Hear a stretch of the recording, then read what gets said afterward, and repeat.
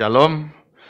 Ya, ini permulaan yang baru lagi ya bagi kita. Jadi ya ini ada di depan saya secara offline dan juga kita memulai sesuatu yang baru yaitu putaran baru dari Parasa. Jadi sistem pembacaan Alkitab kita. Tapi sebelumnya mari kita tunduk kepala, kita berdoa. Bapa dalam surga, segala puji hormat bagi nama-Mu ya Tuhan. Terima kasih ya Tuhan untuk kesempatan yang Tuhan berikan kepada kami. Pada hari Sabat ini kami boleh berkumpul ya Tuhan untuk memuji Tuhan dan berdoa, dan tiba saatnya untuk mendengar pengajaran firman Tuhan. Kami mohon Bapa Engkau mengurapi pemberitaan firman Tuhan, mengurapi kami sekalian sehingga kami boleh mendapatkan sesuatu dari firman Tuhan yang mendorong, menguatkan iman kami ya Tuhan, dan memimpin kehidupan kami, supaya kami terus berjalan dalam kehendak Tuhan, dalam perintah-perintah-Mu. Kami juga mohon Tuhan menutup bungkus kami sekalian dalam kuasa darah Mesias Yesua, ketika kami duduk tenang mendengar firman Tuhan.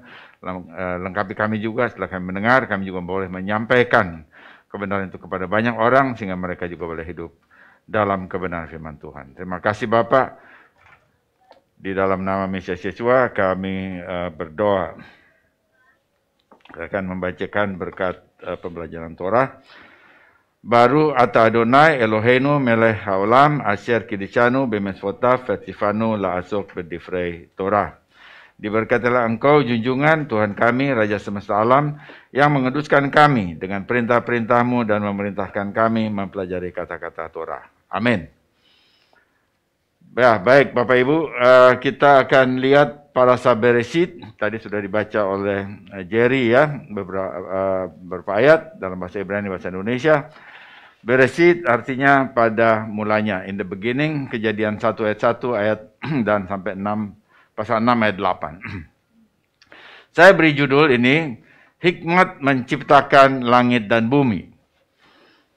Jadi kalau kita mengatakan bahwa langit dan bumi itu mulai dari sesuatu yang tidak ada, itu dari satu segi, itu memang dia mulai dari sesuatu yang tidak ada, begitu ya. Creatio ex nihilo. Tetapi kalau kita baca kitab suci kita tahu bahwa langit dan bumi itu datang dari firman. Karena dia berfirman lalu jadilah. Jadi itu artinya firman yang melakukan sesuatu, yang membuat sesuatu.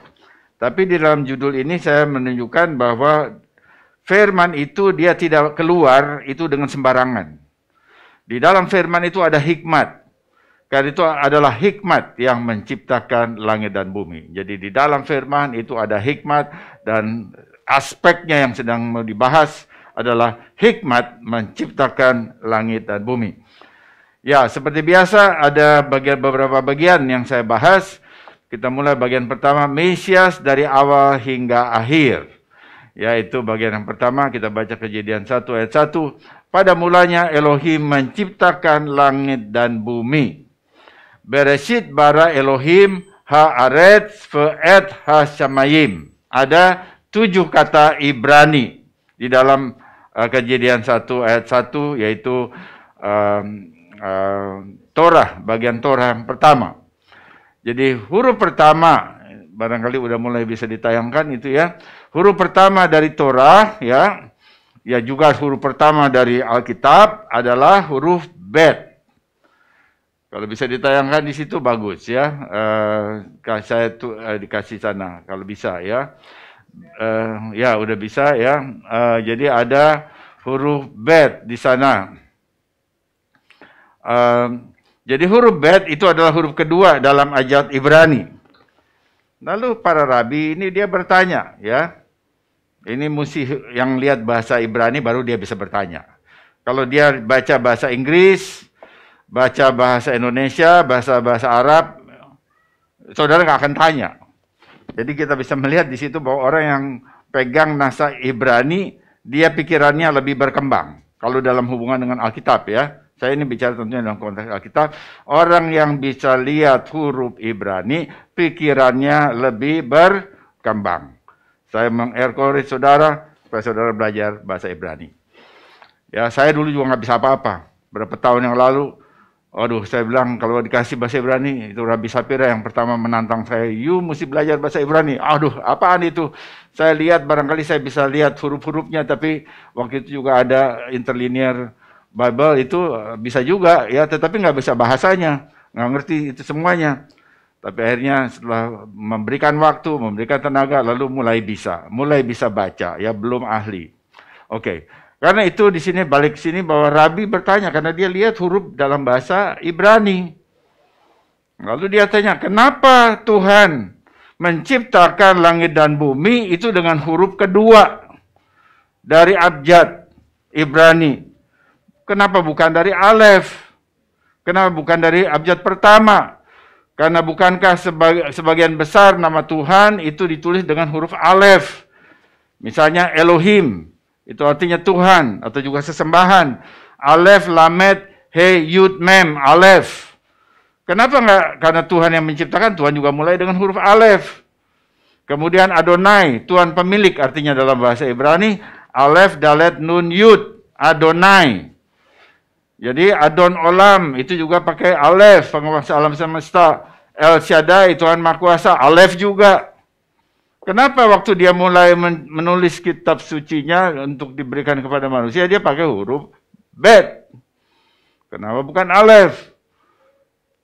Nah, juga Alef itu juga adalah huruf pertama dari Abba. Abba itu Alef. Dan huruf Alef memiliki nilai numerik 1. Jadi yang pertama itu Alef, kalau begitu Tuhan itu nomor 1, mestinya dia pakai Alef. Artinya dia juga memulai pakai alef. Namanya pakai alef, tetapi juga memulai menciptakannya dengan huruf alef. Itu pertanyaannya ya. Jadi kita bisa melihat ya bahwa dalam hubungan dengan huruf alef untuk nama Tuhan, kita bisa melihat ada prinsip utama dalam ajaran Torah bahwa Tuhan itu Ehad. Ehad itu terjemahannya boleh mirip Esa, ya, itu dalam Esa itu dari bahasa Sanskrit.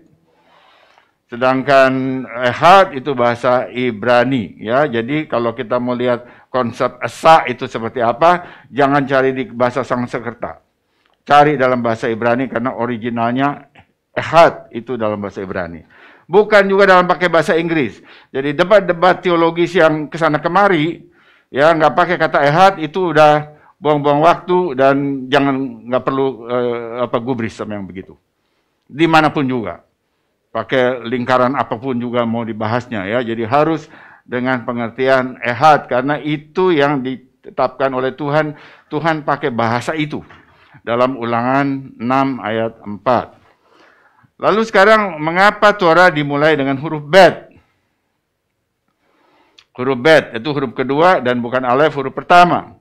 Salah satu alasan ya yang kemudian dipikir, direnungkan ya, jadi memang Torah itu harus direnungkan dan itu para rabi yang melakukan itu, kita respect dengan semua itu.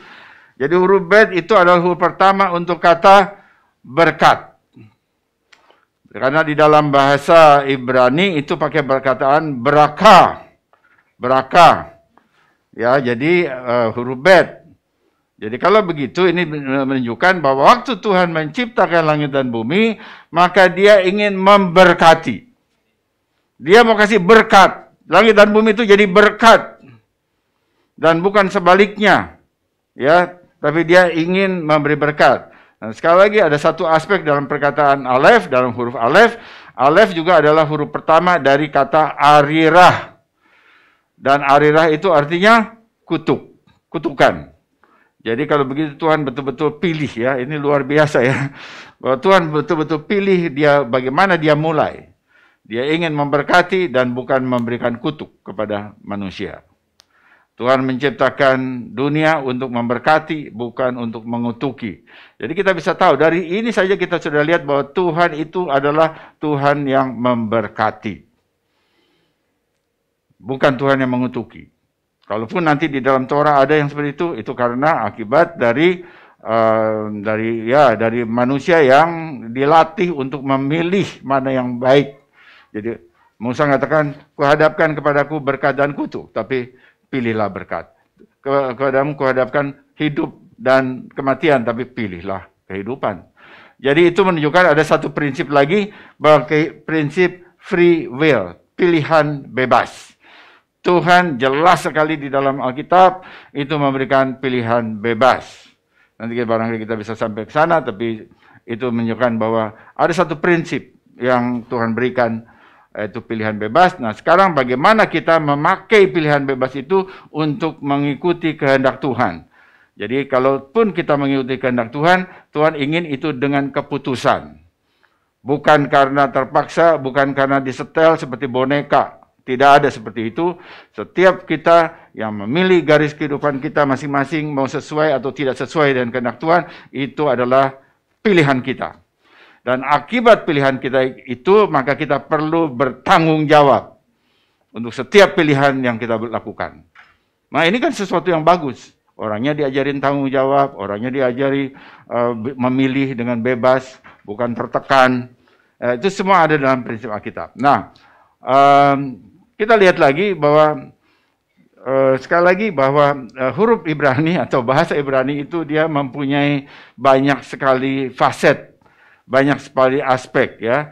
Jadi huruf bet itu dengan nilai numerik 2, karena alef 1, bet itu 2, gimel itu 3, dan seterusnya. Jadi dengan huruf bet yang nilainya 2, numeriknya 2 atau gematrianya 2, ini menyinggung fakta bahwa ada 2 dunia. Nah, ini udah satu ide yang baru lagi, saudara. Bahwa ada 2 dunia katanya. Dari huruf bet itu ada 2 dunia. Yaitu dunia yang mana? Dunia sekarang, yaitu olam haseh, dan dunia yang akan datang, yaitu olam haba. Nah, waktu saudara sampai di sini, saudara mesti melihat bahwa ini udah ada satu ide yang baru lagi, ada satu pemikiran yang baru, bahwa ada 2 dunia, kita hidup di dunia sekarang, dan tapi kita juga akan sampai kepada dunia yang akan datang. Dan apa hubungannya? Hubungannya adalah dunia sekarang menentukan dunia mendatang. Dunia sekarang menentukan dunia mendatang. Jadi karena itu kehidupan di dunia sekarang jangan diremehkan. Karena kehidupan kita yang di dunia sekarang ini akan menentukan dunia yang akan datang.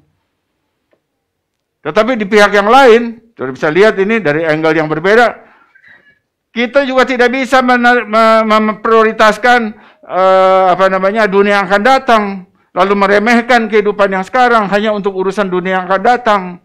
Karena justru di dunia yang datang, yang sekarang inilah segala keputusan kita itu akan menentukan bagaimana kita hidup di dunia mendatang. Ya, jadi dua-duanya penting sebetulnya. Dua-duanya penting, tetapi kita mengambil keputusan di dunia sekarang. Jadi kalau kita lihat ini balance. Ini pemikiran yang balance, jadi bet itu 2, ada 2 dunia, harus balance. Maka kita menolak pemikiran Yunani bahwa yang penting itu hanya dunia mendatang. Dulu saya berpikir begitu ya. Tapi setelah belajar Ibrani terus, oh tidak, ternyata memang mesti balance. Kita harus perhatikan kehidupan kita di dunia sekarang. Keputusan-keputusan yang kita ambil, bagaimana kita pakai waktu, bagaimana kita bersikap kepada satu sama lain, itu dunia sekarang semua. Jadi tetapi itu semua akan menentukan dunia yang mendatang. Jadi dengan ini kita diingatkan, ya, dengan huruf bet saja kita diingatkan bahwa kita memang kita harus hidup di dunia ini dengan baik karena Tuhan kasih langit dan bumi secara fisik. Lalu tetapi itu dipakai untuk mempersiapkan dunia yang akan datang yang bersifat kekal. Perhatikan ini satu prinsip ya. Kalau memang hanya dunia kekal saja yang penting, ini saya supaya kita berpikir ya. Kalau dunia kekal saja yang penting, pertanyaannya begini, Tuhan kan sudah ada di kekekalan sebelum dia menciptakan langit dan bumi. Kenapa dia ada dalam kekekalan kalau itu yang paling penting, yang paling hebat, yang paling top? Kok dia menciptakan langit dan bumi yang bersifat fisik? Jadi kalau begitu dia dalam kekekalan, dia menginginkan sesuatu yang bersifat fisik. Nah, dia menciptakan manusia, dan itu adalah juga karena dorongan kasih. Kasih tidak bisa hanya ada dalam diri seseorang, kasih harus mengasihi pihak lain di luar dirinya. Kan itu dia menciptakan langit, menciptakan manusia. Ya, jadi kita bisa lihat di sini bahwa hanya dengan dua huruf ini ya, dengan bet sebagai dua, dunia akan datang, dunia sekarang, itu menjadi sesuatu yang membawa kita kepada suatu hidup yang berkeseimbangan, yang harmonis, yang seimbang. Jadi apa yang kita putuskan di dunia sekarang itu dipertanggungjawabkan di dunia yang akan datang, dan karena itu kita harus mengurus kehidupan kita yang sekarang ini dengan baik dan bahkan lebih baik lagi. Nah, tetapi dengan membaca itu semuanya benar, yang tadi kita sudah bahas, masih ada yang kurang. Huruf pertama tadi bet ya, tadi udah saudara lihat.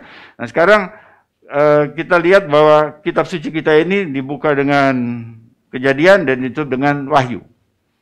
Jadi huruf terakhir dari kitab Wahyu itu adalah huruf dari perkataan amin. Saudara bisa cek itu di Wahyu yang terakhir pasal 22, saudara lihat apa itu perkataannya amin. Amin itu ditulis dalam bahasa Ibrani alef, mem, nun. Jadi huruf terakhir dari kitab suci kita adalah nun. Katanya kata amin, tetapi hurufnya nun. Jadi kata amin itu ada 3 huruf, kemudian huruf terakhirnya itu nun. Nah, sekarang kita lihat yang tadi dimulai dengan bet, ya tadi saudara udah lihat kan, Bereshit, lalu kemudian ditutup dengan amin, en, nun. Jadi kalau begitu bet dengan nun dibaca apa? Ben. Ben itu artinya putra, anak laki-laki dewasa. Jadi siapa itu yang dirujuk? Yang dirujuk itu siapa? Jadi kitab suci itu mengatakan bahwa dia adalah putra tunggal Elohim. Ya, putra tunggal Elohim. Israel memang disebut anak sulung, tetapi ini adalah putra tunggal Elohim yang adalah firman Tuhan dan yang adalah menurut Yohanes 1 ayat 14, firman itu menjadi manusia dan kita kenal dia Yesua. Jadi dia Yesua. Dan melalui pribadi ini, melalui putra tunggal Elohim ini, maka kita bisa melihat berkat kepada dunia olam haseh dan dunia yang akan datang olam haba. Yohanes 1 ayat 18 untuk confirm itu ya.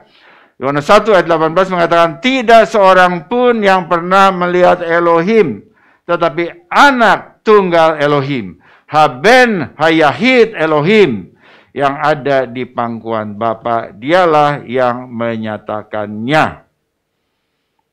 Dari mana saya bisa dapat Ibraninya? Saudara bisa lihat itu di The Leeds Gospel. Itu kalau bisa beli itu bagus sekali karena itu jadi kita punya Injil dalam bahasa Yunani, kita juga punya Injil dalam bahasa Ibrani. The Leeds Gospel itu bukunya. Ya, huruf bet 2 juga merupakan huruf pertama dari kata Ibrani berarti barak ya. Barak tadi bracha. Bracha itu kata benda, barak itu kata kerja, memberkati, tetapi juga bakhor. Bakhor. Coba saudara sebut ya, bracha. Supaya ini masuk jadi lidah tubuh kita juga ikut gitu ya, supaya itu membantu kita biasa dengan kata-kata Ibrani. Coba sebut barak. Ya, barak itu memberkati. Sekarang bakhor. Bakhor ya, itu anak sulung. Dan keduanya itu mempunyai nilai gematria ya. Itu 222. Jadi dua-duanya sama, itu ya punya nilai gematria yang sama. Kemudian kita bisa lihat Ben itu atau putra, ya tadi satu ayat lagi, Ben atau putra itu adalah sebutan kedua. Ya, Ben itu angkanya 2 kan, gematrianya.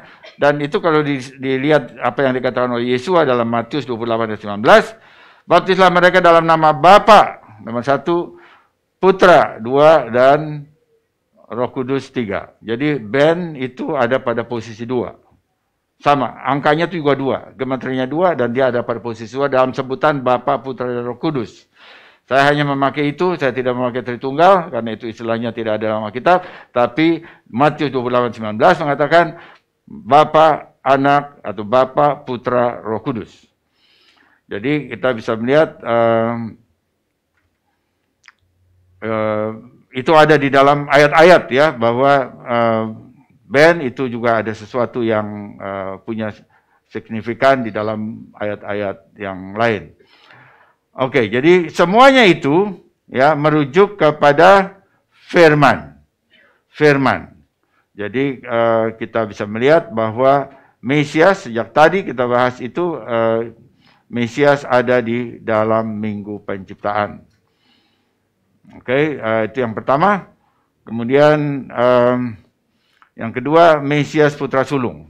Ini mungkin beberapa yang pendek ya, tapi kita lihat Mesias sebagai putra sulung atau Bechor tadi ya. Nah, kita lihat ini dari kata Bet lagi. Waktu Bet itu ditempatkan di awal kata seperti Bereshit ya, itu sebetulnya kata majemuk kalau dalam bahasa Indonesia. Tetapi kita melihatnya di dalam bahasa Ibrani itu hampir satu kata. Tapi sebetulnya itu perkataan Bet, huruf Bet itu di sana berfungsi sebagai awalan. Jadi awalan. Jadi Bereshit. Reshitnya sendiri, B-nya sendiri itu bisa dipisahkan. Jadi dia sebagai awalan itu artinya dalam atau karena. Nah, oleh pemikiran seperti itu, Kejadian 1 ayat 1 kita bisa baca, Bereshit bara Elohim haaretz ha-samayim, dapat dibaca menjadi karena. Jadi Bereshit itu, B-nya itu awalan artinya dalam atau karena, lalu kita bisa katakan begini, karena B itu karena Reshit pertama. Karena yang pertama Tuhan menciptakan langit dan bumi. Jadi karena yang pertama maka Tuhan menciptakan langit dan bumi. Ini cara baca yang lain ya. Jadi saudara bisa lihat bahwa satu kalimat dalam bahasa Ibrani itu bisa dibaca dengan berbagai cara. Dan ini tentunya kita bisa dapat konfirmasi itu kalau orang Ibrani sendiri yang menulis ya, orang Yahudi yang ngerti bahasa dari sejak kecilnya. Jadi bisa dibaca karena yang pertama, karena Reshit Tuhan menciptakan langit dan bumi. Lalu pertanyaan, siapa yang pertama tadi? Reshit itu siapa? Ya, jadi semua rabi mengatakan, nah ini saya memakai Talmud ini ya. Jadi Talmud itu bisa dipakai untuk mendukung pemahaman Torah, mendukung ya, bukan jadi yang utama, tetapi dia mendukung. Rabbi Yohanan dalam Talmud Babilonia menyatakan bahwa dunia diciptakan demi Mesias. Jadi waktu Tuhan menciptakan langit dan bumi, dia udah dalam kekekalan. Kenapa dia harus menciptakan lagi sesuatu yang fisik? Ternyata dia katakan dunia ini diciptakan demi karena Mesias. Jadi memang untuk Mesias semuanya, dan lalu ini bisa dikonfirm ya bahwa kenapa demi Mesias. Ini kita yang merayakan hari raya itu mulai perkataan Moadim itu ada di dalam Kejadian 1 ayat 14. Jadi Tuhan menciptakan langit dan bumi, matahari dan bulan dan semua benda-benda penerang di langit itu untuk Moadim. Supaya ada Moadim, yaitu Pesak, Shavuot, kemudian kemarin kita rayakan Sukkot, itu untuk itu Tuhan ciptakan langit dan bumi, Tuhan ciptakan benda-benda penerang di langit. Jadi dahsyat ya bahwa untuk yang seperti itu dia menciptakan benda penerang matahari dan bulan. Tapi waktu diterjemahkan ke dalam bahasa Indonesia, saudara nggak dapat ide seperti itu. Karena saudara lihat bahasa Indonesia yang diterjemahkan. Karena jadi dia katakan untuk menentukan musim-musim dan apa tuh di situ ya. Saudara lihat musim-musim. Padahal ini musim yang mana? Bukan musim hujan, musim panas. Bukan itu yang dimaksud. Yang dimaksud adalah Moadim, yaitu waktu-waktu yang ditetapkan oleh Tuhan. Jadi God appointed times itu untuk itulah maka Tuhan buat matahari, Tuhan buat bulan. Nah sekarang satu langkah lagi. Siapa yang diceritakan di dalam Moadim? Siapa yang menyatakan itu? Ya, Yeshua. Yesua yang diceritakan dalam 7 Muadim itu Yesua. Jadi kalau para rabi mengatakan di Talmud Babilonia bahwa ciptaan ini Tuhan menciptakan langit dan bumi untuk Mesias, maka ini pas, cocok. Kita sebagai bangsa-bangsa yang kenal Yesua, kita bahkan bisa menjelaskan dengan lebih banyak kata. Melalui Muadim. Bahwa Muadim itu bicara tentang Yesua, langit dan bumi diciptakan untuk Muadim, Muadim bicara tentang Yesua. Itu 2 langkah. Saudara ikuti alur pikir itu, saudara dapat seluruhnya ya. Nah, jadi saudara tahu bahwa kesimpulannya matahari dan bulan pun seluruh ciptaan ini Tuhan buat untuk Mesias, demi Mesias. Nah, Tuhan tahu sesuatu awal, Tuhan tahu sesuatu akhir dari awal. Jadi Tuhan tahu akhir dari awal. Jadi sejak seseorang itu lahir, maka Tuhan sudah tahu kemana dia maunya, perginya. Dia sudah tahu. Dalam kematahuannya dia tahu. Karena itu dia tahu bahwa Adam dan Hawa akan berdosa. Dan akhirnya akhir umat manusia itu adalah kematian jasmani dan rohani. Dia tahu dari awalnya, bukan tidak tahu. Nah, tetapi kemudian waktu dilihat begitu, kalau begitu dunia harus menjadi dia ingin menjadi dunia menjadi tempat yang baik. Dan karena itu dia memutuskan dari awal, ketika dia lihat Adam dan Hawa akan jatuh dalam dosa dan akan menuju kematian, maka dia dahului dengan satu tindakan bahwa dia harus memberikan, dia mendoli penyakit dengan obat, ya. Jadi dia kasih solusinya bahwa obat satu-satunya yang dimungkinkan adalah harus datang melalui resid. Melalui yang permulaan itu, yaitu anak sulung Elohim, yaitu Sang Mesias. Dan Elohim juga menentukan penderitaan Mesias, dan kemudian kita bisa lihat itu dikenali oleh para rasul. Dalam Wahyu 13 ayat 8, dia bilang begini, anak domba yang disembelih sejak dunia dijadikan. Itu ditulis oleh, kita percaya itu Yohanes, tapi kemudian juga Petrus juga menyebut itu ya. Jadi anak domba yang disembelih sejak dunia dijadikan. Itu kesimpulannya dari ayat tadi ya. Bahwa Tuhan sudah memberikan anak yang tunggal sejak sebelum dunia dijadikan. Karena dia tahu semuanya. Jadi bukan tiba-tiba dia 2000 tahun lalu itu datang dan nggak tahu jelas, dia sudah rencanakan itu, dia tahu sebelum akhir dari sesuatu, dia sudah tahu lebih dulu. Dan karena itu, karena kasihnya yang dalam kasih Tuhan kepada kita, dia berkomitmen supaya putranya itu diserahkan, berkorban untuk menghapus dosa dunia melalui sistem korban yang dijelaskan di dalam Torah, ya. Jadi tidak berarti bahwa hanya Yesua yang mati lalu kita semua bebas. Tidak, Torah tidak ngajar begitu. Bukan hanya korban, tapi setiap korban, perhatikan ini ya, ini prinsip Torah. Setiap korban diberikan itu imamnya kasih tangannya 2 di atas kepala korban itu, dan dia sebut dosanya. Orang yang kasih korban itu, yang minta diampuni dosanya, dia sebut kesalahannya. Jadi ini menunjukkan bahwa pengakuan dosa itu datang dari Torah. Nah, kalau ada sekarang yang ngajarin, nggak usah, Yesus sudah tanggung semuanya, sebelum kamu udah berbuat pun kamu udah ditanggung. Jadi doesn't mind ya.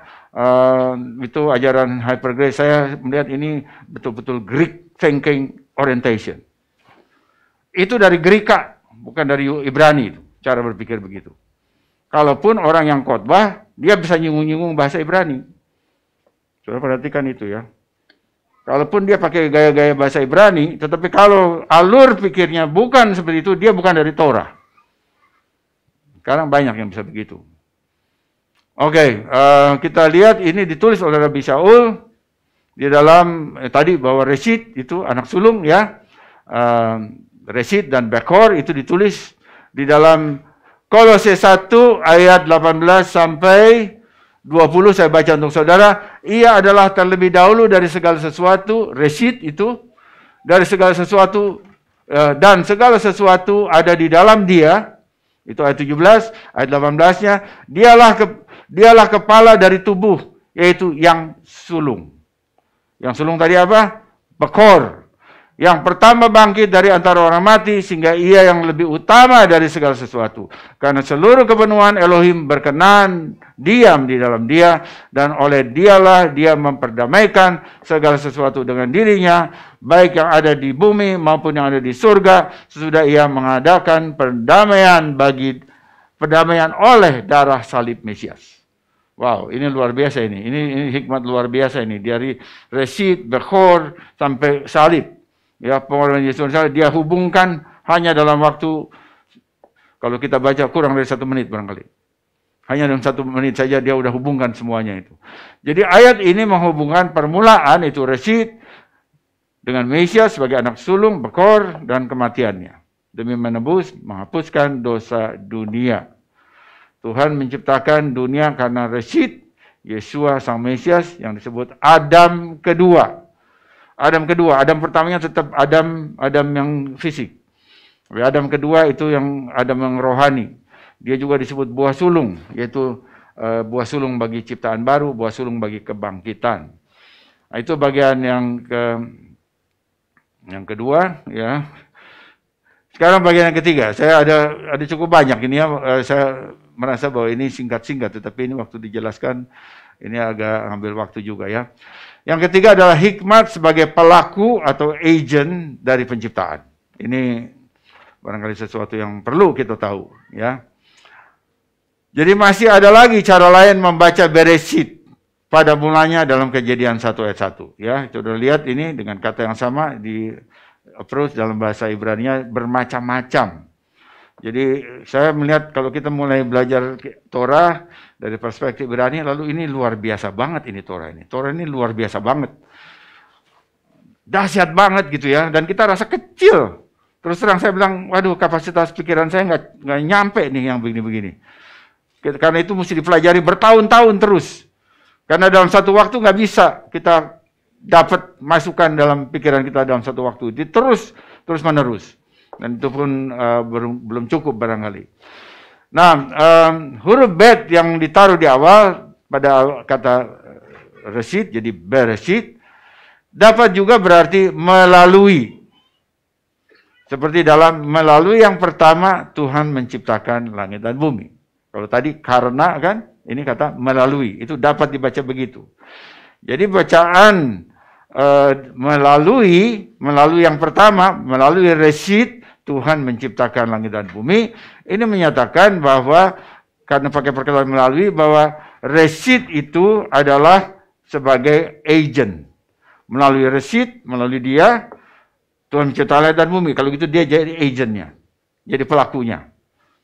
Pelakunya untuk Tuhan menciptakan. Dan hal ini, pikiran seperti ini selaras dengan Yohanes 1 ayat 1-3 yang saya baca untuk saudara. Pada mulanya adalah firman. Firman itu bersama-sama dengan Elohim, dan firman itu adalah Elohim. Dia bersama-sama Tuhan pada awalnya, dia bersama dengan Elohim pada awalnya. Segala sesuatu dijadikan melalui dia. Melalui siapa? Melalui firman. Dan selain dia tidak ada sesuatu pun yang telah jadi dari segala yang telah dijadikan. Jadi Tuhan selalu melalui dia menciptakannya. Itu melalui firman. Jadi kalau gitu melalui firman. Perkataannya melalui firman. Nah, sekarang kita lihat Nabi Yeremia. Ya, Nabi Yeremia menghubungkan penciptaan, itu tadi udah firman ya, satu dot di sana. Lalu sekarang Nabi Yeremia menghubungkan penciptaan dengan dua kata Ibrani lagi, yaitu pengertian atau binah dan hikmat atau hokmah. Ketika dia menulis dalam Yeremia 10 ayat 12, sudah bisa buka di sana. Tuhanlah yang menjadikan bumi dengan kekuatannya, yang menegakkan dunia dengan hikmatnya. Hikmatnya di sini pakai perkataan vekokmato, dari hokmah. Akar katanya hokmah. Dan yang membentangkan langit dengan pengertiannya. Pakai perkataan tebunato, dari bina. Jadi hikmat itu adalah hokmah, coba saudara sebut hokmah. Lalu pengertian itu bina. Bina, ya. Jadi ini biar saudara sebut begitu, itu membuat pikiran kita itu mulai terbuka kepada kosakata Ibrani, ya. Itu perlu, ya. Jangan bilang ya udah aku sebut juga aku ingat, hilang saudara. Kalau saudara nggak sebut itu hilang. Ya itu harus paham, ya. Ada hukum alam. Kalau saudara nggak lakukan exercise, saudara lupa. Jadi perlu exercise. Karena kita manusia, bukan malaikat, ya.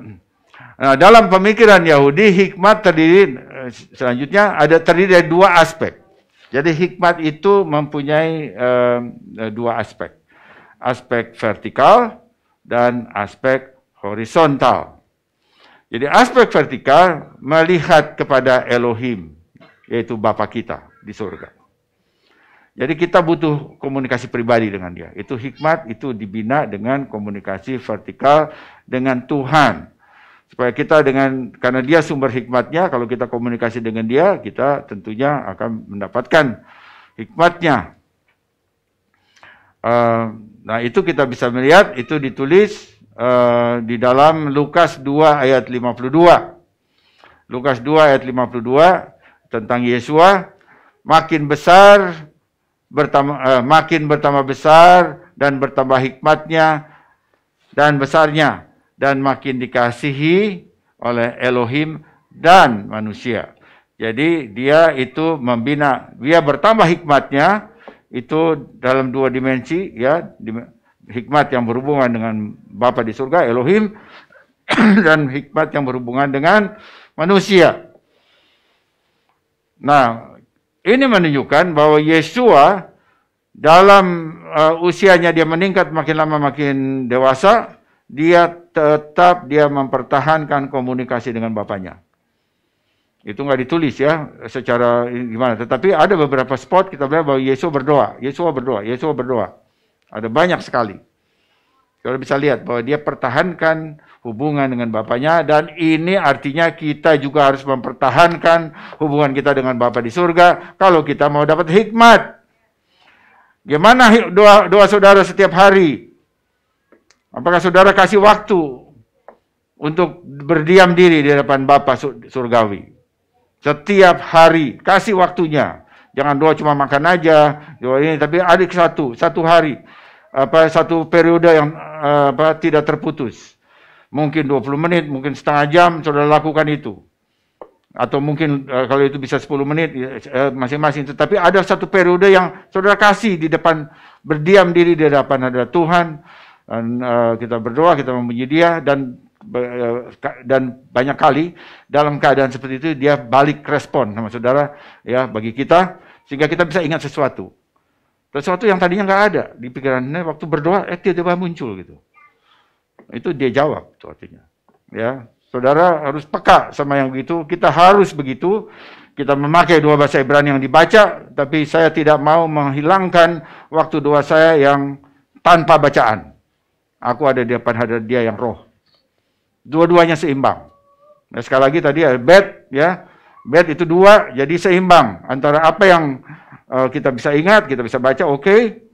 Bagus, kita harus kembangkan terus. Kita punya sidur yang baru juga, itu kita ingin jemaat untuk melakukan doa yang dibaca, tetapi juga tidak berarti itu lalu menghilangkan waktu untuk berdiam diri tanpa bacaan di hadapan Tuhan. Langsung sama Tuhan. Nah, itu dibina oleh Yesua.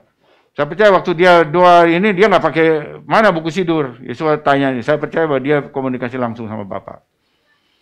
Nah, jadi selalu ada waktu teduh, saudara, ya, supaya kita selalu connect dengan Bapa surgawi. Nah, sekarang hikmat juga mempunyai aspek horizontal. Apa itu? Waktu kita lihat wajah-wajah saudara kita, wajah-wajah manusia. Saya lihat saudara, ya, saudara juga lihat saya. Nah, waktu kita lihat wajah-wajah teman kita, lalu itu perlu hikmat. Kita perlu membagi hikmat Tuhan kepada orang lain. agar mereka juga diberi berkat oleh Tuhan. Jadi bagaimana kita berbagi dengan orang lain supaya mereka diberkati? Ya berbagi sesuatu yang berhubungan dengan firman. Sesuatu nilai, kalaupun nggak usah ayat ya, tentu kita nggak bisa bicara ayat terus ya. Tetapi nilai yang ada di dalam kitab suci, nilai-nilai yang ada di dalam ayat-ayat firman Tuhan, itu yang dikomunikasikan. Yaitu kita menghargai orang, kita menghargai dia, bisa kita memuji dia, dan kita bukan menghina dia. Jadi jangan selalu ucapannya tuh rasa menghina gitu ya, atau merendahkan, ingin menunjukkan bahwa aku lebih dari kamu. Itu tidak, itu Tuhan nggak pernah ngajarin seperti itu. Tuhan justru mengangkat, firman Tuhan itu mengangkat. Kita tidak menyanjung-nyanjung yang nggak keruan, tapi kita mengangkat orang yang kita ajak bicara. Ada amin? Kita mengangkat, kalau bicara sama orang tuh kita mengangkat. Tapi kalau dia terus ngelunjak, lalu dia nggak tahu diri, kita mesti kasih tahu juga, harus dikasih splash ya. Kamu tuh bicara apa barusan? Saudara bisa kasih tanda ya. Kalau dia memang bicaranya ngawur-ngawur kemana-mana gitu ya. Ini perlu ada orang juga yang nggak suka sadar gitu ya, bahwa dia tuh bicara apa. Nah kita mesti kasih tahu. Jadi di sini jadi itu hikmat untuk secara horizontal. Dan berbagi hikmat adalah tindakan kebaikan. Itu kita bilang gemilut hasadim. Berbagi hikmat itu gemilut hasadim. Ya, itu ada hesed. Belas kasihan bersama. Jadi kita berbagi hikmat. Karena hikmat itu hikmat dan pengertian menopang kehidupan. Nah ini ditulis dalam Pengkhotbah 7 ayat 12. Coba saudara cek di sana. Karena perlindungan, pakai perkataan sel, ya, karena bayangan, itu pakai bayangan, dalam bahasa Ibrani itu bayangan. Jadi sel itu bayangan, tapi lalu di bayangan apa artinya?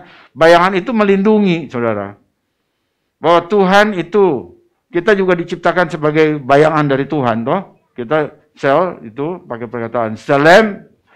Jadi itu melindungi, bahwa kita tuh dilindungi. Karena dia menciptakan kita dengan selem, dengan bayangannya. Jadi kata perlindungan, sel, itu adalah bayangan artinya. Dari selem. Dia karena perlindungan, hikmat, ya, adalah seperti perlindungan uang. Nah ini ya. Hikmat itu hokmah. Hikmat itu seperti perlindungan uang. Kenapa begitu? Ini artinya dalam sistem ya, bukan artinya kalau itu mesti uang gimana dan dengan uang, tidak. Tetapi ini dalam sistem ekonomi yang biasa, itu memang orang perlu uang untuk mensecure sesuatu. Ya kalau dia memang mau beli makan, dia mesti ada uangnya gitu. Bukan mau beli makan tapi nggak punya uang, lalu malak orang. Nggak ada sistemnya. Ini bagus sistemnya, bahwa orang bertanggung jawab kalau dia memang mau beli makan, dia mesti pakai uang. Bukan memaksa orang, gitu kan. Nah itu maksudnya, bahwa dia secure, bahwa dia perlindungannya itu aman, begitu ya. Kalau mau usaha kan mesti pakai uang. Ini mana teman kita ini, Pak Martin, dia baru sedang merintis suatu usaha ya. Mesti pakai uang gitu kan. Kalau nggak pakai uang mau apa? Emangnya merem aja begini terus begini seperti si itu dulu. Mesti pakai uang. Ya jadi waktu kita punya uang, lalu kita bisnis, itu secure namanya. Kita aman gitu. Nah ini dia yang dimaksud. Oke terus ya. Dan beruntunglah yang berpengetahuan. Lihat saudara, beruntunglah yang berpengetahuan, daat, bahwa hikmat memelihara hidup pemiliknya. Hikmat itu memelihara. Jadi pengetahuan itu daat dan hikmat itu hokmah. Beruntunglah orang yang punya daat, karena bahwa hikmat atau hokmah memelihara hidup pemiliknya. Jadi hikmat dan pengetahuan itu menjadi satu, selalu bersama ya. Kalau orang itu punya itu, maka itu hidupnya dipelihara, katanya begitu. Pengkhotbah 7 ayat 12. Nah, sekarang kita lihat lagi di Rasul Paulus, 2 Korintus 4 ayat 6, Rasul Paulus berkata bahwa Elohim memberi kita terang pengetahuan, daat, tentang kemuliaan Elohim di hadapan Mesias. 2 Korintus 4 ayat 6. Jadi dengan berbagi hikmat, kita tidak hanya berbagi kehidupan, tetapi juga sumber kehidupannya yang adalah Yesua. terang dalam penciptaan. Jadi waktu kita berbagi hikmat, nilai-nilai Alkitabiah, nilai-nilai firman Tuhan, walaupun tanpa menyebut ayat ya. Saudara nggak bisa sebut ayat kepada semua orang, tapi nilai yang saudara komunikasikan keluar dari firman. Bukan pikiran-pikiran yang nggak tahu firman, begitu ya. Ada banyak pikiran di luar sana yang tidak tahu firman. Jangan ikut-ikut, kita mesti basisnya itu di firman. Kita lihat lagi satu ayat ya, bahwa banyak sekali berhubungan dengan hikmat, yang hikmat itu mengubah kehidupan. Mazmur 104 ayat 24 mengatakan, betapa banyak perbuatanmu ya Tuhan, sekaliannya kau jadikan dengan hikmah, dengan hikmat, bumi penuh dengan ciptaanmu. Banyak perbuatan Tuhan, dan semua perbuatan Tuhan itu dijadikan dengan hikmah, dengan hikmat. Dengan hikmat. Jadi dia tidak akan sembarangan ciptakan. Dia membuatnya itu dengan hikmat. Nah sekarang kalau dia selalu menjadikan sesuatu dengan hikmat, itu dia menjadikan semua. Sekarang pertanyaannya, apakah hikmat itu diciptakan lebih dulu sebelum alam semesta dijadikan? Nah ini pertanyaan nih saudara ya, ini mulai pertanyaan teologis ini ya. Apakah hikmat diciptakan lebih dulu sebelum alam semesta dijadikan? Nah itu jawabannya, itu bagian keempat, ini bagian yang di catatan saya. Hikmat ada sebelum penciptaan. Nah jadi kita mesti lihat ada hubungan keberadaan hikmat dan permulaan alam semesta. Harus dilihat bahwa itu ada hubungannya. Jadi keberadaan hikmat dan permulaan alam semesta. Jadi kita mesti lihat itu. Dan bagaimana sekarang kita bisa tahu? Maka kita sekarang metodenya kita lihat, biarlah hikmat itu bicara. Kalau dia memang ada di minggu penciptaan, maka biarlah dia yang bicara. Ya, dia yang bicara. Coba sekarang kita coba lihat ya, dari mana kita bisa minta hikmat itu bicara. Ternyata yang bicara itu adalah orang yang dikasih hikmat, yang memilih hikmat di hadapan Tuhan waktu dia diminta kasih apa yang kamu mau, lalu dia minta hikmat, yaitu Raja Salomo. Dan Salomo menulis itu dengan hikmat dalam kitab Amsal misalnya ya, di kitab Amsal itu baca itu hikmat semua, saudara. Jadi dia di dalam kitab Amsal, Raja Salomo yang bijaksana mempersonifikasi hikmat sebagai wanita bangsawan. Ya, dia personifikasikan hikmat itu sebagai wanita yang bangsawan, yang menawarkan bantuan kepada manusia. Nah, ini kan pikirannya kalau pakai bahasa Indonesia nggak akan jadi, nggak ada yang mikir begini. Jadi sempit gitu. Ini saya kasih tahu, kalau saudara hanya lihat itu dalam bahasa Indonesia, sempit pikiranmu. Paling tidak sudah lihat dalam bahasa Inggris, karena bahasa Inggris itu ada gendernya, ada apanya keluar begitu ya. Bahasa Indonesia nggak punya gender, nggak punya tenses, nggak punya, waduh. Kalau mau dilihat dalam bahasa itu kurang ya. Jadi kalau dikatakan bahwa dia bahasa ilmiah dan sebagainya itu kurang. Harus lihat minimal bahasa Inggris, tapi karena kita kitab suci harusnya bahasa Ibrani. Nah, kenapa dia digambarkan sebagai wanita bangsawan? Pertanyaannya begitu. Apakah karena Salomo itu suka pada wanita, karena dia punya 1000 orang klasifikasinya, ada permaisuri, ada juga selir dan sebagainya. Karena apakah dia karena suka wanita, lalu dia mengatakan hikmah itu seperti wanita? Jawabannya ada pada bahasa Ibrani. Hikmat atau hokmah itu kata benda feminin, tunggal. Jadi feminin. Nah, di sini bahasa Indonesia nggak punya. Feminin. Jadi dia itu gendernya itu gender feminin. Dan lalu dia tulis dalam Amsal 1 sampai 20-21, Amsal 1 20-21 adalah hikmat yang mencoba untuk menjauhkan kita dari kebodohan. Dia bilang begini, hikmat berteriak di jalan, dia mengangkat suaranya di alun-alun, di ujung jalan yang bising dia berteriak, di pintu gerbang di kota dia mengucapkan kata-katanya. Jadi dia itu menjauhkan dari kebodohan.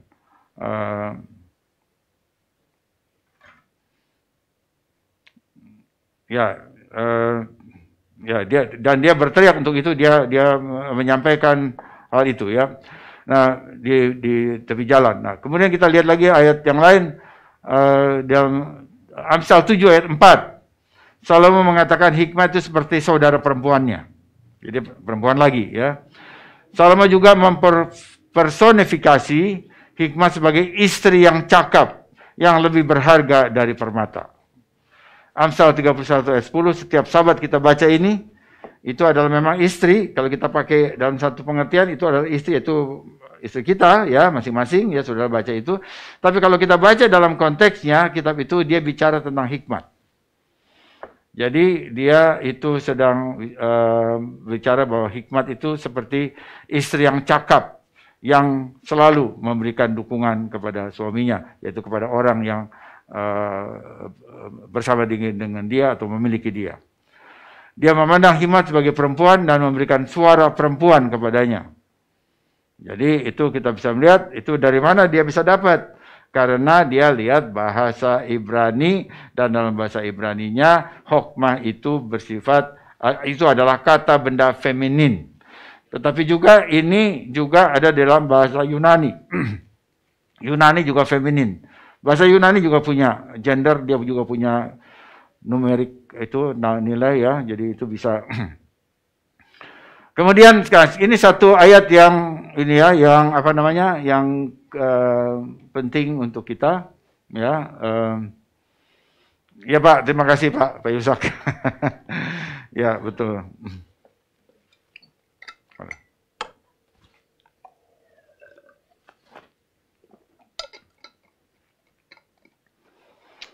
Di Amsal 8 ayat 22. Saudara buka ini ya. Ini ayat ini penting ya. Saya mau jelaskan sesuatu. Ini memang jadi bersifat doktrinal, theological. Jadi Salomo berkata dalam Amsal 3 ayat 19 lebih dulu ya. Hikmat itu meletakkan dasar bumi. Jadi kata-kata ini tidak bisa dientengkan begitu. Hikmatlah, hikmat Tuhan. Dengan hikmat Tuhan Adonai meletakkan dasar bumi. Loh, tadi katanya adalah firman, sekarang hikmat. Nah, kita bisa lihat bahwa itu hikmat, dan dalam daftar itu ada hikmat. Karenanya hikmat mengatakan dia hadir pada saat penciptaan. Nah, ini lalu kita lihat ya. Pernyataan itu tidak bisa dibuang. Jadi hikmat hadir saat penciptaan. Dan hikmat berkata, Tuhan memiliki aku, Kanani, pada permulaannya Resit. Amsal 8 ayat 22, English Standard Version, ELT juga ya. Tuhan memakai kata hikmat sebagai permulaan. Nah, sekarang saya mau baca Alkitab LAI. Siapa yang pegang LAI, coba perhatikan. Terjemahan LAI menerjemahkan Kanani sebagai menciptakan aku. Yang mengundang tafsir bahwa Elohim menciptakan hikmat lebih dulu. Kemudian hikmat menciptakan langit dan bumi. Perhatikan di sini ya. Kalau hikmat itu diciptakan oleh Elohim, maka Elohim menciptakan hikmat, lalu hikmat itu menjadikan bumi, langit dan bumi. Jadi kalau begitu, hikmat itu diciptakan dulu oleh Tuhan, setelah itu baru dia menciptakan langit dan bumi. Jadi bukan Tuhan yang langsung menciptakan itu. Nah, jadi dengan hal yang seperti ini kita lihat ada tafsir seperti itu. Karena perkataan LAI sendiri menyatakan Kanani itu diterjemahkan sebagai menciptakan aku. Naskah Apokrifa Sirah, ini abad 2 sebelum Masehi, perhatikan ini sebelum Yesus lahir, naskah ini udah ada. Naskah Sirah juga mengindikasikan hal yang sama, bahwa Tuhan menciptakan hikmat. Pemahaman seperti ini kemudian dilansir oleh satu orang bernama Arius pada abad 4. Abad 4 Masehi. Lalu dia mulai melihat bahwa Tuhan menciptakan hikmat, hikmat itu menciptakan langit dan bumi. Lalu dia juga baca Injil, ya, dia seorang Kristen gitu ya, kita katakan begitu. Oh, ini ada cocok kok dengan posisi dafar atau firman. Karena itu dia mensejajarkan, dipadankan, hikmat itu dipadankan dengan firman. Firman itu menjadi manusia yang disebut Yesus. Yohanes 1 ayat 14 ya. Kalau begitu, kata Arius, Yesus adalah ciptaan. Ini yang membuat pertentangan di abad 4 yang mendorong Kaisar Konstantinus menggelar konsili Nisea tahun 325 yang menghasilkan doktrin Tritunggal, yaitu mulainya dari situ. Dan doktrin itu sebetulnya ingin menekankan bahwa Yesua setara dengan Bapa. Bahwa Yesua bukan ciptaan Bapa, yaitu itu sebetulnya maksudnya itu, tapi dia rakit dirumuskan dalam bentuk itu ya. Tapi esensinya sebetulnya itu menjawab Arius, Yesua setara dengan Bapa, bukan ciptaannya. Nah, sekarang paham bahwa Bapa menciptakan Yesus dan kemudian baru Yesus menciptakan langit dan bumi diajarkan oleh Arius yang disebut dengan Arianisme, yang diikuti oleh aliran yang bernama Saksi Yehova. Saksi Yehova itu sekarang sudah diterima sebagai salah satu gereja di bawah Ditjen Bimas Kristen, Protestan Kristen ya. Kemenak RI sejak zaman Gus Dur, dan Jaksa Agung yang menyatakan itu adalah Marsuki Darusman. Ini saya catat ini, saya ingat ini. Marsuki Darusman itu Jaksa Agung yang mengumumkan itu, bahwa Saksi Yehova masuk di dalam sistem Kristen. Jadi kalau saudara itu mengatakan sebut-sebut ini dengan nada negatif, saudara melawan hukum Republik ini. Tetapi saudara bisa tidak sepakat, saya tidak sepakat ya dengan ajarannya, saya sebut Arianisme. Karena itu paham yang dia pegang, tetapi bukan grupnya ya. Karena itu udah resmi itu. Saudara bikin itu bermasalah dengan pemerintah RI. Oke, nah sekarang lalu gimana gitu ya? Itu nanti kita akan lihat bahwa ternyata bukan begitu pengertiannya, bahwa dia bukan diciptakan lebih dulu, walaupun tadi Kanani diciptakan, karena diterjemahkan Tuhan menciptakan aku. Nah, coba kita lihat ya. Kalau kita perhatikan ini tadi yang semua yang sudah disampaikan ya, maka misalnya di Amsal 8 ayat 30. Jadi si hikmat itu berkata, aku berada di sampingnya sebagai pekerja ahli. Aku setiap hari menjadi kesukaannya, selalu bersukacita di hadapannya. Oh, dia di hadapan Bapa Surgawi, dia menjadi kesukaannya. Itu satu posisi yang luar biasa. Nah, jadi di situ menunjukkan bahwa memang hikmat itu adalah dia arsitek penciptaan. Dia arsitek penciptaan karena mesti memakai hikmat. Seorang menciptakan sesuatu, saudara buat market, membuat ya program atau apapun, itu mesti ada satu hikmat ya yang dimiliki, baru bisa membuat sesuatu. Nah, karena itu coba kita membaca ini ya, Amsal 8 ayat 22 dan seterusnya ya. Kita baca ini ya dalam bahasa Indonesia dengan memperhatikan bahasa Ibrani. Tuhan telah, saya baca LAI ini ya. Tuhan telah menciptakan aku, Kanani. Pada permulaan resit pekerjaannya sebagai perbuatannya yang pertama-tama dahulu kala. Ya, jadi sebagai perbuatan yang pertama dahulu kala. Jadi dia menciptakan aku. Jadi ini jelas sekali kalau hikmat itu menciptakan langit dan bumi. Ini dia, Yesus diciptakan. Gitu kan? Nah, pertanyaannya kalau saudara lihat dalam bahasa Indonesia, saudara nggak bisa lari kemana-mana. Tercetak seperti itu, saudara nggak bisa menghapus itu, cetakannya ada di sana. Bahasa Inggris bisa ada varian. Tapi kita lihat bahasa Ibrani, Bahasa Ibrani untuk itu adalah Kanani. Lalu saya lihat artinya, entries-nya di dalam bahasa ini, parsingnya dan juga artinya. Saya lihat, oh ternyata Kanani itu dari Kanan, ni-nya itu milik ya. Jadi itu artinya bisa, Kanani artinya milikku. Kedua, memakai aku. Brought ya, brought up begitu ya. Jadi memakai, saya menerjemahkan sebagai memakai aku. Jadi Kanani itu bisa memiliku atau memakai aku. Tetapi kedua kata yang barusan saya sebutkan itu sama sekali berbeda dengan penciptaan. Jadi Tuhan tidak menciptakan hikmat. Kalau begitu apa hubungannya dengan hikmat? Hikmat itu atribut. Hikmat itu adalah emanasi, hikmat itu adalah manifestasi dari Tuhan sendiri. Jadi Tuhan menciptakan, saya baca LAI, Tuhan, ya jadi tidak bisa ya, itu jadi TLV misalnya memakai Tuhan memiliki aku. Itu oke itu. Dari dulu dia memiliki hikmat. Pasti dia memiliki hikmat. Atau kita bisa membacanya, Tuhan memakai aku. Jadi dia memakai hikmat untuk menciptakan. Jadi kita bisa melihat ya betapa ini kita perlu sekarang komunikasi dengan memahami yang hal-hal seperti ini. Kita bisa komunikasi juga dengan orang-orang saksi Yehova. Mereka juga seorang orang yang lihat ayat. Ya, oke, kalau memang ada waktu bisa layani dia ya dengan pengertian ayat ini.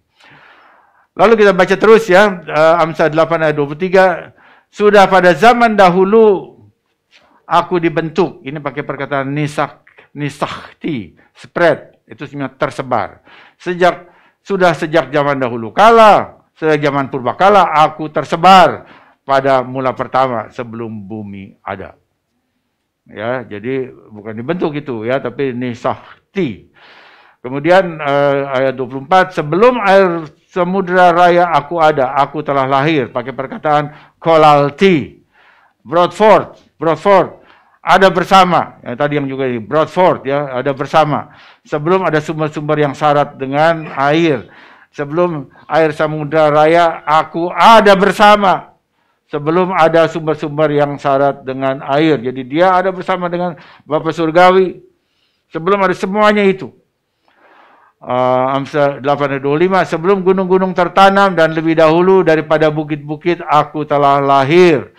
Sebelum ia membuat bumi dengan padang-padangnya dan debu dataran yang pertama. Ketika ia mempersiapkan langit, aku di sana. Ketika ia menggaris kaki langit pada permukaan air samudranya. Ketika ia menetapkan awan-awan di atas dan mata air samudra raya meluap dengan deras. Ketika ia menemukan batas kepada laut supaya air jangan melanggar titahnya. Dan ketika ia menetapkan dasar-dasar bumi, aku ada sertanya sebagai anak kesayangan. Setiap hari aku menjadi kesenangannya dan senantiasa bermain-main di hadapannya. Aku bermain-main di muka buminya dan anak-anak manusia menjadi kesenanganku. Siapapun orang yang membaca puisi ini menyadari bahwa gagasan Alkitab tentang hikmat atau wisdom atau hokmah merupakan sesuatu yang lebih besar dari sekedar kualitas pengalaman hidup. Saudara butuh hikmat untuk jauh hikmat yang ada dalam Alkitab jauh lebih besar dari itu. Jadi lebih besar dari bukan sekedar kualitas pengalaman hidup, bukan juga hanya sekedar pengetahuan atau penilaian yang baik. Kualitas menjadi bijak atau akal sehat. Lebih dari itu. Kalau kita baca Amsal yang barusan kita baca. Namun dalam Alkitab dengan Ibrani sebagai dasar, hikmat adalah konsep yang lebih luas daripada apa yang kita kenal dalam bahasa Inggris. Biasanya kan begini. Kalau baca Alkitab ini hikmat apa ya? Hikmat dalam bahasa Indonesia nggak ada. Hikmat itu apa penjelasannya? Lalu cari ke bahasa Inggris. Kasih lihat, karena bahasa Inggris seperti Merriam-Webster, dia kasih bisa kata-katanya lebih banyak, ya, entry-nya banyak. Lalu dia pakai logika bahasa Inggris, dia pakai, dia terjemahan atau dia bahas untuk khotbah, dia pakai khotbah dengan lihat kamus bahasa Inggris, dia buka kata hikmat dengan bahasa Inggris. Dulu saya begitu. Tapi setelah tahu bahasa Ibrani saya nggak begitu lagi. Jadi apa yang saya sampaikan ini bukan dari bahasa Inggris, ini dari bahasa Ibrani. Ya, jadi dan itu yang pas supaya kita itu tahu apa yang sebetulnya dipikir oleh Salomo dengan pimpinan Ruach Kodes ketika dia menulis kata hikmat. Jadi di sini kita bisa melihat bahwa hikmat adalah pelaku atau agent yang melaluinya Elohim menciptakan langit dan bumi. Dia adalah manifestasi dalam bahasa ini lagi itu sefirah ya, kalau sudah lihat itu tuh gambar apa Kabbalah itu adalah manifestasi juga. Itu ya itu ada tuh ya gambar yang kotak-kotak ya, ada banyak, itu sering ada di medsos. Saya mesti hubungkan itu adalah manifestasi. Itu sefirah, itu manifestasi dari Elohim. Jadi bukan Elohim menciptakan hikmat, Elohim menciptakan dafar, menciptakan firman, menciptakan pengetahuan, enggak. Elohim sudah punya hikmat dari awalnya, dia punya pengertian, dia selalu punya dafar. Jadi itu adalah bagian dari dirinya. Nah, sekarang dari mana Arius mendapatkan ide bahwa hikmat itu diciptakan? Ternyata itu ada di buku Apokrifa Sirak namanya. Kalau saudara mau baca itu ada di Deuterokanonika ya, yang tebal segitu, dijual oleh LAI untuk umat Katolik. Hikmat berbicara dengan suara orang pertama sebagai berikut. Dia bilang begini, ini aku keluar dari mulut yang maha tinggi dan menutupi bumi seperti kabut. Oke, nice. Dia firman. Aku berdiam di tempat-tempat yang tinggi dan tahtaku berada di tiang awan. Seorang diri aku telah membuat lingkaran kubah surga dan berjalan di kedalaman abis. Apa itu? Itu abis mungkin sesuatu keadaan yang gelap. Pada gelombang laut di seluruh bumi dan pada setiap orang dan bangsaku aku telah mempunyai atau ya ini saya singkat, aku mempunyai milik ya, dia memiliki sesuatu dari kekekalan. Pada awalnya dia menciptakan aku dan untuk selama-lamanya aku tidak akan berhenti ada. Nah, lalu dia katakan dari awalnya dia menciptakan aku. Kalau perkataan awalnya nggak ada masalah, tapi dia menciptakan aku. Itu Sirah 24 ayat 3-9. Ya, jadi kita lihat bahwa kemungkinannya Arius itu dapat dari buku-buku seperti ini dan kemudian dia kembangkan. Tetapi Sirah itu bukan kitab suci. Orang Yahudi tidak pernah memakai itu sebagai Tanak. Tidak pernah. Bahwa itu adalah literatur, ya kita boleh baca. Tetapi jangan memakai literatur seperti itu jadi poros dari satu pengajaran. Oke, nah sekarang apa artinya kalau dia itu hikmat? Artinya ini terapannya untuk kita, ya. Kita diciptakan dalam hikmat. Amin, saudara. Kalau firman itu juga adalah hikmat, itu bagian dari firman, maka waktu kita diciptakan, waktu Tuhan menciptakan manusia, dia menciptakan manusia dengan hikmat. Bukan hanya dafar, tapi juga dafar itu bersifat hikmat. Jadi kita diciptakan dengan hikmat. Ini penting karena kita cenderung kritis terhadap diri sendiri dan orang lain. Ini perhatikan ya. Kita cenderung kritis pada diri kita sendiri. Lalu Tuhan menciptakan kita dengan hikmat, lalu kita mempunyai pandangan diri yang begitu negatif, sehingga kita melihat selalu kita tuh nggak berharga. Kita tuh nggak bisa apa-apa. Kalau melakukan ini salah, kalau melakukan itu salah. Lalu itu adalah harga diri yang tidak sehat. Nah, firman Tuhan bilang bahwa saudara dan saya diciptakan dengan hikmat Tuhan. Nah, sekarang siapa yang mau saudara dengar? Firman Tuhan atau orang lain? Ada orang mungkin dalam pergaulan bisa membuat saudara merasa tidak berharga dan bodoh dan jelek. Karena orang itu mengatakan begitu atau bersikap seperti itu. Itu saya katakan itu sifat duniawi. Ya, orang itu yang memperlakukan saudara begitu seakan-akan tidak berharga, yang bodoh, yang jelek. Maka itu adalah keluar dari sifat duniawi, sifat kedagingan, dan itu datang dari si jahat yang terus mencoba mengatakan kebohongan kepada saudara. Sampai saudara percaya kepadanya. Ya, kalaupun itu manusia. Maka idenya tuh bukan dari Tuhan. Karena Tuhan menciptakan saudara dan saya dengan hikmat. Dia tidak membuat kita itu nggak punya jalan keluar. Kalaupun memang setiap orang itu ada perbedaan dengan latar belakang keluarga dari suku dan sebagainya, pasti ada perbedaan. Tapi dia tidak membuat kita dalam keadaan hopeless, tanpa harapan, lalu seakan-akan lalu kemudian semuanya itu jelek, nggak ada sesuatu yang baik. Jadi kalau ada berita-berita seperti itu, saudara harus tahu bahwa ini sumbernya bukan dari hikmat Tuhan. Tetapi kalau saudara percaya kepada kebohongan itu, saudara memberi kesempatan kepada bapa kebohongan di belakang semuanya ini. Jadi saudara mau pilih yang mana? Saudara berikan kesempatan kepada bapa kebohongan yang di belakang ucapan-ucapan itu, atau saudara memberikan perhatian kepada firman Tuhan. Jadi saudara mungkin tidak salah, saudara jelas tidak jelek, saudara bukannya tidak berharga, karena Tuhan menciptakan saudara dan saya dengan hikmat. Nah, biarlah cahaya hikmat dan pengertian Tuhan menyingkirkan kebohongan dan kegelapan yang menipu pikiran kita. Jadi jangan kita mau ada pikiran-pikiran yang seperti itu. Misalnya begini ya, ini contoh ya, kamu kan udah umur berapa ya? Di atas 50 ya? Oh, kalau dari 50 kamu memang udah biasa kamu sakit. Kamu memang mesti punya darah tinggi, encok, segala macam. Itu Pak, memang udah mesti begitu. Umur 50, bayangin saudara. Saya ingin kasih tahu bahwa pikiran itu pernah sampai di otak saya, saudara. Waktu saya umur saya hit 50, kemudian saya tahu bahwa itu darah tinggi. Aduh, begini ya. Ya, sekarang saya udah kepala 7, saudara. Itu waktu kepala 5 baru hit 50, waduh, ada yang pikiran seperti itu. Nah, di situ lalu saya mesti memilih. Saya mau dengar firman Tuhan atau membiarkan kebohongan-kebohongan itu ada di pikiran saya.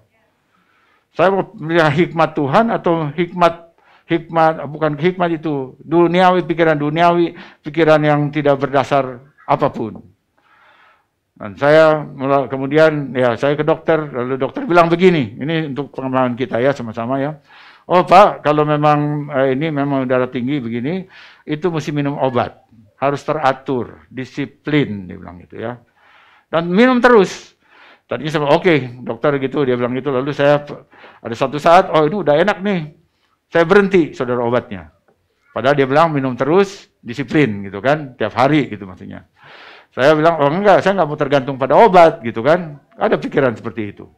Nah, itu biasa ya, karena latar belakang gereja kita ya. Nah, itu jangan tergantung sama Tuhan. Nice, betul sekali. Ya, tetapi juga harus ada hikmat. Lalu saya berhenti, saudara. Nah, tiba-tiba waktu dalam keadaan berhenti, entah gimana, tiba-tiba jatuh lagi, ada serangan lagi, dan betul saya nggak bisa berbuat apa-apa. Saya lemes di tempat tidur, nggak bisa berbuat apa-apa. Lalu jadi, oh ternyata mesti cepat dikasih obat tensi ya. Dan sejak itu saya belajar bahwa apa yang dikatakan dokter bahwa kalau udah ada darah tinggi, makan obat secara teratur, disiplin, itu dilakukan setiap hari. Jadi sampai hari ini saya memakai obat anti tensi ya, penurun darah tinggi yang murah-murah aja itu. Yang generik, saya pakai yang generik, itu namanya amlodipin gitu ya. Makan setiap hari, itu murah juga, dan itu tidak merusak ginjal, ya ada itunya.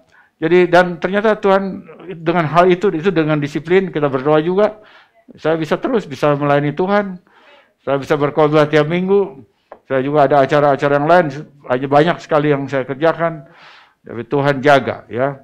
Tapi saya memilih hikmat dari Tuhan, bahwa Tuhan tidak pernah menetapkan batas umur. Ada yang bilang begini, bahkan hamba Tuhan bilang, oh umur berapa? Udah segini. Kalau begitu kurang segini lagi dong. Dia bilang, kenapa? Karena ada yang mengatakan umur yang itu kalau ini ada 70 tahun, kalau kuat 80 tahun. Saya padahal sudah belajar latar belakang ayat itu. Oh tidak Pak, tidak begitu. Itu kan kalau orangnya tidak percaya atau ada latar belakangnya, bukan itu Tuhan tidak pernah menetapkan umur itu. Jadi Mose aja 120 tahun saya bilang. Jadi pilihlah Mose. Mana siapa yang saudara memilih Mose? 120 tahun saudara. Ya, 120 tahun. Saya pilih Mose ya. Jadi ya sampai berapapun Tuhan perkenan ya. Tapi Tuhan tidak pernah membatasi seakan-akan umur sekian. Jadi kita lihat itu perlu baca konteks. Enggak ada. Tuhan tidak pernah menetapkan 70 tahun, 80 tahun, tidak ada. Rabi-rabi itu di atas 90 tahun semua. Kenapa? Karena dia makannya juga makan kosher. Sementara yang di 11 ini, itu makan sembarangan aja, dia sabat aja semuanya. Ya, nggak usah lama-lama, 56 tuh aja udah game. Kenapa? Karena dia pilih itu. Apakah Tuhan yang menetapkan? Tidak. Karena dia pilih itu. Tadi saya katakan, Tuhan kasih kehendak bebas, Tuhan kasih pilihan pada saudara. Sekarang saudara mau pilih yang mana dengan kehidupan itu? Jadi, pilihlah apa yang ditawarkan yang paling baik ya. Perintah-perintah Tuhan itu baik. Firman Tuhan itu pelita bagi kakiku, terang bagi jalanku. Nah, jadi ini menjadi barangkali hal yang terakhir ya, karena waktunya juga. Jadi, apakah kita setelah tahu bahwa firman Tuhan itu ada hikmat di dalamnya, kita memilih hikmat. Supaya kita bisa hidup sesuai dengan kehendaknya, kita bisa hidup lebih lama. Kehidupan lebih lama itu bukan apa-apa, tapi sebetulnya adalah kehidupan untuk berbuah. Jadi kalau kita, Tuhan kasih kesempatan untuk berbuah lebih banyak, melayani lebih banyak, dipakai dalam kerajaannya, kita perlu hidup yang lebih panjang. Ya, kita perlu hidupnya. Jadi tentu saja kalau memang Tuhan menghendaki begitu, dia akan memberikan kekuatan. Bukan tergeletak lalu ini lalu nggak bisa apa-apa dan yang nggak begitu. Tuhan akan kasih kekuatan, kasih kesembuhan, ya supaya kita bisa melayani Tuhan dengan tubuh yang sehat, kasih waktu yang panjang, supaya dengan demikian nama Tuhan dipermuliakan. Amin. Ya, mari kita tunduk kepala, kita berdoa. Bapa dalam surga, terima kasih ya Tuhan untuk firman-Mu. Kalau kami boleh melihat betapa hikmat telah menjadikan kami. Hikmat yang adalah dafar dari firman Tuhan yang sepenuhnya mengandung hikmat dari Tuhan. Telah menciptakan kami, pria dan wanita. Tuhan telah menciptakan kami sehingga kami ya Tuhan boleh diberikan kehidupan, kami boleh mendapatkan pikiran yang jernih untuk memilih sesuai dengan kehendak Tuhan.